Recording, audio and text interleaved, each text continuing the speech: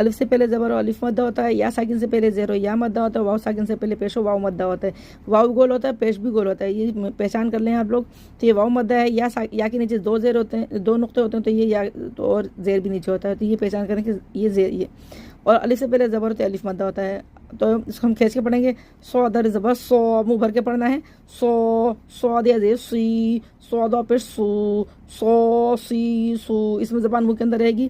दो दल ज़बर दो दिया ज़ेर दुई, दो पेश दू, ये दो नहीं करना, दू हम बिल्कुल गोल रखना है। दो दुई दू। तो अलिफ ज़बर तो, मुँह भर के पढ़ना है, बिल्कुल मोटे हुरूफ हैं। तो या ज़ेर तुई, तो पेश तू, तो ती तू। ज़ो अलिफ ज़बर ज़ो, इसमें ज़बान मुँह के बाहर आएगी, इसमें ज़बान अंदर थी, इसमें बाहर आएगी। ज़ो अलिफ ज़बर ज़ो या ज़ेर ज़ी, ज़ो पेश ज़ू, ज़ो ज़ी ज़ू।